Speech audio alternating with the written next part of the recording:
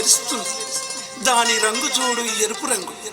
ప్రజాగాయకుడు గద్దర్ 78వ జయంతి ఉత్సవాలను ఈరోజు రాష్ట్ర వ్యాప్తంగా వివిధ ప్రజా సంఘాలు, రచయితలు తమ రచనల ద్వారా వివిధ సభల ద్వారా జరుపుతున్నారు. మరొక వంక రాష్ట్ర ప్రభుత్వం రవీంద్ర భారతిలో గద్దర్ ఫౌండేషన్ కలిపి ఒక ప్రోగ్రాంను కూడా నిర్వహిస్తున్నది.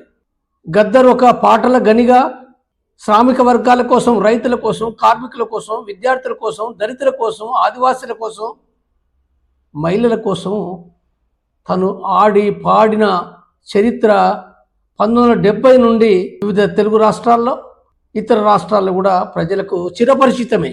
గద్దరు 2023 ఆగస్టు 6న చనిపోయిన సందర్భంగా కూడా తెలుగు రాష్ట్రాలు మాత్రమే కాదు, ఇతర రాష్ట్రాల్లో సైతం కూడా గద్దరు సంబంధించిన స్మారక సభలు నెల రోజుల పాటు విస్తారంగా జరపడం ఏదైతుందో చరిత్రలో ఏ నాయకుని పట్ల జరగనిది ఏదైతుందో చరిత్ర సృష్టించింది. అది ఈ దేశమే కాదు, అది విదేశాల సైతము గద్దర్ స్మారక సభలు జరిగిన విషయం కూడా తెలుసది. ఈ దేశంలో వివిధ కమ్యూనిస్టు పార్టీలు అన్నీ, వివిధ ప్రజా సంఘాలు మాత్రమే కాకుండా కూడా వివిధ పార్టీలు, అది కాంగ్రెస్ కానీ, బీఆర్ఎస్ కానీ, కేంద్రం అధికారంలో ఉన్న బీజేపీ, స్వయంగా ప్రధానమంత్రి మోడీ సైతం కూడా గద్దర్కు నివాళి అర్పించిన విషయం కూడా పాఠకుల విదితమే. గద్దరుకు సంబంధించిన ఈ రకమైన స్పందన రావడానికి కారణం ఏమిటి అని అనుకున్నప్పుడు, గద్దరు ఏ వర్గానికి, ఏ కులానికి, ఏ సెక్షన్కు, ఏ జాతికి పరిమితమైన తన రచనలు కావవి. తన ఆట, తన పాట, తన సాహిత్యం పూర్తిగా అంటే ఎక్కడ ప్రజల సమస్య ఉంటే ఆ ప్రజల సమస్య పైన పాడిండు, ఆడిండు. అంత మాత్రమే కాదు, అది ఉద్యమాలకు నాయకత్వం వహించిండు. ప్రత్యేకించి చెప్పాలంటే తెలంగాణకు సంబంధించిన ఒక ప్రత్యేక రాష్ట్రం ఏర్పడాలి, ప్రజాస్వామిక తెలంగాణ ఏర్పడాలని చెప్పి ఒక తెలంగాణ కమిటీకి చైర్మన్గా ఉండి తను ఒక బస్సు యాత్ర ద్వారా, ఒక పాదయాత్ర ద్వారా తెలంగాణ మొత్తం తిరుగుతూ కూడా ప్రజల్ని ఆర్గనైజ్ చేయడంలో కూడా తను ముందు పీటిన ఉన్నాడు. దానికోసం పాటలు రాసిండు. కాబట్టి గద్దర్ అనేది ఏతుందో ఒక గద్దర్ పేరులో ఉన్నట్టుగానే గద్దర్ అంటేనే పంజాబ్ భాషలో ఒక విప్లవకారుడు అనే అర్థం ఉంటుంది.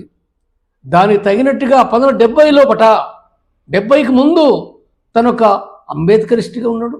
70 తర్వాత పీపుల్స్ వారు వ్యవస్థాపక నాయకుడు కొండపల్లి సీతారామయ్య గద్దర్తో మాట్లాడి గద్దర్ను ఒక గాయకునిగా జన్నాట్య మండలి ఏర్పరిచి ఆర్గనైజ్ చేసినప్పటి నుంచి కూడా గద్దర్ పేరుతో ప్రజలకు చిరపరిచితుడిగా, గద్దర్ అంటే ఒక విప్లవంగా, ఒక ప్రభంజనంగా, ఒక ఉప్పెనగా కూడా మారిపోయిన విషయాలు, ఒక సింబల్గా మారిపోయిన విషయాలు కూడా ప్రజలకు తెలుసది. కాబట్టి ఇప్పుడు గద్దర్ను స్మరించడం అని అంటే ఇప్పుడు ఈ సందర్భంగా కూడా కొన్ని చర్చలు కూడా వస్తున్నాయి. చర్చలు అంటే చనిపోయినప్పుడు వచ్చినాయి, చనిపోయడానికంటే ముందు వచ్చినాయి. ఇప్పటికి కూడా కొద్దిమంది గద్దర్ అంటే మార్కిస్ట్ కాదు, గద్దర్ అంటే కమ్యూనిస్ట్ కాదు, గద్దర్ లేదా కాంగ్రెస్ అని చెప్పి కూడా మాట్లాడే వాళ్ళు చాలా తక్కువ మంది కూడా కొన్ని అభిప్రాయాలు వ్యక్తం చేసే వాళ్ళు ఉన్నారు. కానీ వాస్తవానికి అంటే ఇప్పుడు కాంగ్రెస్ కూడా అంటే తమ పార్టీకి అనుకూలులు అనే పద్ధతిలో బట్టి కూడా కాంగ్రెస్ వ్యక్తీకరణలు మనం చూస్తున్నాం. కాబట్టి ఇవి గమనించినప్పుడు గద్దర్ ఏమైనా కాంగ్రెస్ పార్టీకి ఉన్నాడా? గద్దర్ పాటల్ని గమనిస్తే చివరి వరకు కూడా ఆయన రాసిన పాటలు, మాట్లాడిన మాటలు గమనిస్తే ఎక్కడ కూడా కాంగ్రెస్ పార్టీ కాదు, ఏ పెట్టుబడిదారి వర్గ పార్టీకి, ఏ బూర్జువా పార్టీ కూడా తను ఎక్కడ కూడా మద్దతు చేయలేదు. అది తను ఎక్కడ మద్దతు చేయలే, వాళ్ళ సభ్యత్వం తీసుకోలే. ఆ సందర్భంగా వాళ్ళతోటి రాహుల్ గాంధీ లేదా చంద్రబాబుతోటి వివిధ సభల్లో వేదికను పంచుకున్నది ఉన్నది. వేదికను పంచుకున్నంత మాత్రాననే ఆ పార్టీ సభ్యుడు కాడు. ప్రపంచంలో కావచ్చు, భారతదేశంలో కావచ్చు, వివిధ కమ్యూనిస్టు నాయకులు ఎవరైనా అంటే ప్రజా ఉద్యమాల కోసము, కొన్ని విషయాలు ప్రజాస్వామ్య కోసము కొన్ని సందర్భాల్లో వేదికల్లో కలిసి పాల్గొనడం ఉండవచ్చుగాక, ఉన్నంత మాత్రానే వాళ్ళు కమ్యూనిస్టు కాకుండా పోరది. వాళ్ళు కమ్యూనిస్టులు అవునా కాదా అనే విషయాలు అనేక విషయాలను గమనించవలసి వస్తుంది.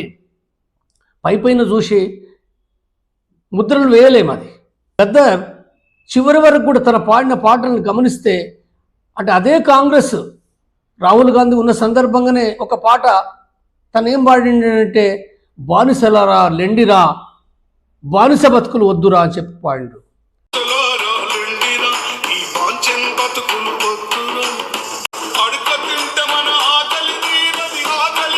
రాజ్యాధికారం కోసము గుద్ది గుంజుకుందామని చెప్పి మాట్లాడాడు. రాజ్యాధికారం, ఎవరి రాజ్యాధికారం? శ్రామిక వర్గుల రాజ్యాధికారం, బహుజనుల రాజ్యాధికారం అనే విషయాన్ని చాలా స్పష్టంగా మాట్లాడాడు. వివిధ స్టూడియోలోపట అనేక సందర్భాలు రాజ్యాంగాన్ని చేతబట్టి తను పాడిన పాటలన్నీ కూడా ప్రజల కోసమే ఉన్నాయి. అయితే ఒకటి అనుకోవచ్చు, 1970 తర్వాత కొండపల్లి సీతారామయ్య కలిసినప్పటి నుంచి కూడా తన యొక్క పాటల లోపట చివరి లోపట అంటే ప్రజల యొక్క బతుకుల గురించి చెబుతూనే, ఉదాహరణకు కొంగు నడుముకు చుట్టవే చెల్లెమ్మ అని చెప్తూ కొడవలు చేపట్టవే అంటాడు.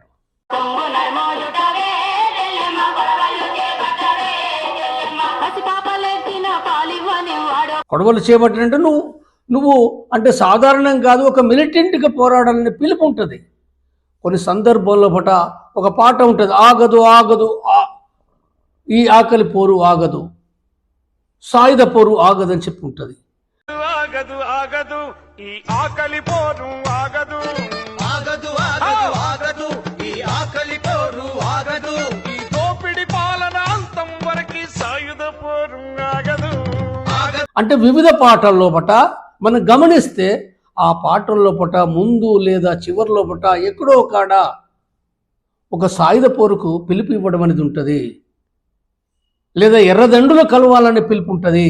ఇది మాత్రమే కాదు, ఈ విషయాలు ప్రజల బతుకులను వాళ్ళు ఏ రకంగా దోపిడికి గురవుతుండ్రు, ఎట్లా అణచివేతకు గురవుతుండ్రు, అంతా కలిసికట్టుగా ఐక్యంగా ఉండాలి.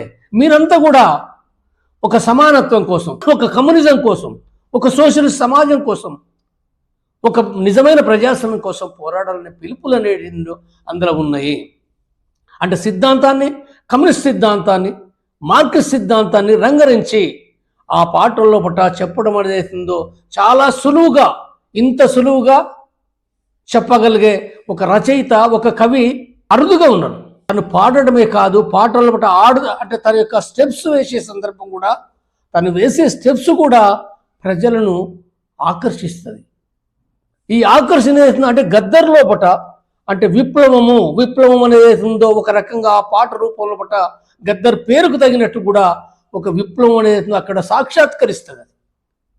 కాబట్టి ఇది దృష్టిలో పెట్టుకున్నప్పుడు గద్దరు ఆ తర్వాత 2012-14 తర్వాత ముఖ్యంగా ప్రత్యేక తెలంగాణ ఉద్యమ సందర్భంగా తను తెలంగాణ కోసము, తెలంగాణ ఒక రాష్ట్రం రావాలి అని చెప్పి తను ఆ కమిటీకి నాయకత్వం వహిస్తూ కూడా మాట్లాడిన మాటలు, పాటలు అవన్నీ కూడా ఏంటంటే అవి గమనించినప్పుడు అప్పటి నుంచి వాస్తవంగా దానికంటే ముందు నుంచి కూడా ఉన్నాయి తన అభిప్రాయాలు. రాజ్యాంగాన్ని ఎట్లా అర్థం చేసుకోవాలనే దాంట్లో బట్టి కూడా తనకున్నాయి. ఈ అభిప్రాయాల ఆధారంగా కూడా ఏంటంటే గద్దర్ రాజ్యాంగం గురించి మాట్లాడడం కూడా ప్రారంభించడమే కాదు, తను ఒక పార్టీ అంటే తెలంగాణ ఏదో ఈ సందర్భంగా తెలంగాణ ప్రజల్ని, ప్రజాస్వామిక వాదులను ఆర్గనైజ్ చేయాలనంటే ఒక పార్టీ ఏర్పాటు చేయాలనే ఆలోచనలు కూడా తనకు ఉన్నాయి కాబట్టి ఆ తర్వాత కూడా తను ఒక పార్టీ కోసము ప్రయత్నం చేసిన విషయాలు కూడా, దాని కొనసాగింపు కూడా ఇప్పుడు గద్దర్ భార్య విమలక్క కూడా ఏంటంటే ఇప్పుడు దాని రిజిస్ట్రేషన్ ఆ ప్రక్రియలో వాళ్ళు ఉన్నారు. వాళ్ళు ఇప్పుడు బహుశా రిజిస్ట్రేషన్ జరిగి ఉన్నదా లేదా మనకు తెలియదు. కానీ అంటే తను ఏ పార్టీల సభ్యుడు కాకుండా, ఏ పార్టీలు అంటే కాంగ్రెస్ వగైరా పార్టీల కాకుండా తను మావోయిస్టు పార్టీ నుంచి దూరమైన తర్వాత తను ఒక పార్టీ స్థాపించడానికి కృషి చేసిండు. రాజ్యాంగాన్ని ఆయుధంగా చేసుకున్నాడు అంటే రాజ్యాంగం ద్వారానే సోషలిజం వస్తుందని చెప్పి తను ఎప్పుడు చెప్పలేదు. వ్యక్తులకు విడివిడిగా చెప్పే సందర్భం కూడా తను స్పష్టం చేసిండు అది.